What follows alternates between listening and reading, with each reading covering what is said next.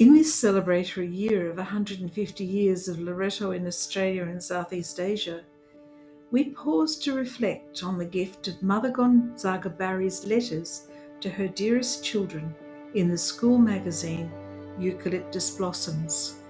The quotation for this month is, "Thus fashions change as time speeds on, but God and childhood and nature have always the same beauty."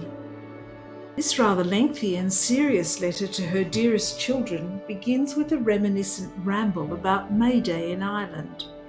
She confesses that even the thought of what would be happening there makes her old heart feel young again. Gonzaga was not given very often to making comparisons, and although we know she deeply missed her family and friends back in Ireland, she devoted herself completely to the new land and quickly appreciated its diverse beauty in all she saw and experienced. The quote for the month appears right after the remembering of May Day is long gone, and she muses, "Thus fashions change as time speeds on." However, the beauty of God, childhood and nature are always the same.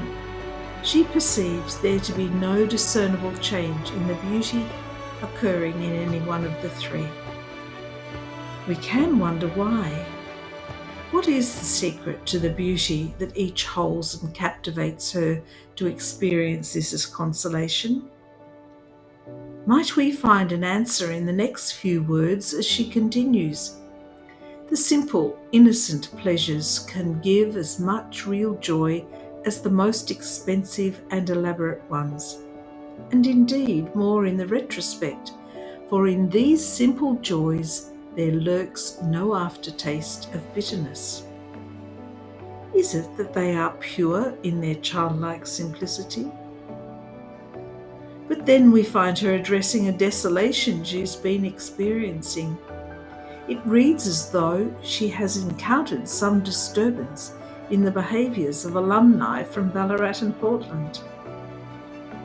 She comments that after all those years of schooling where she has nurtured the row of goodly pearls, students leave the secure surrounds to find their place in the demanding world.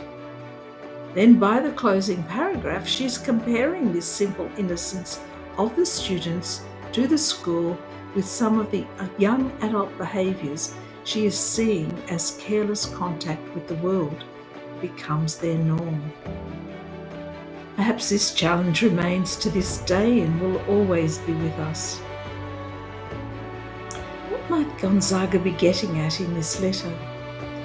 Is it about the graces and the pitfalls of transition moments and transformation opportunities? Is she writing just for the young people, or are there principles here for any age? We might wonder about the rules we obey and the values we embed. What motivates, sustains, and eventually consoles us as we seek to live ever more deeply the virtues of freedom, justice, and sincerity?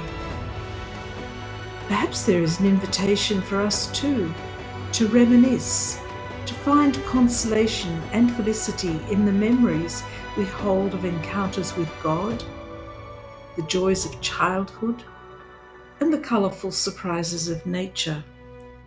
Might these hold a clue as to what we've retained and relinquished? This is one of her more serious letters, and her love of truth is loud and clear. Be faithful to your graces and gifts, and hold dearly the energy and enthusiasm of the simple pleasures.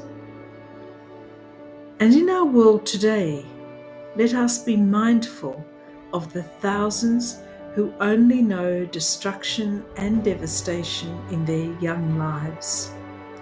Let us pray for them and those who care for them, often risking their own lives.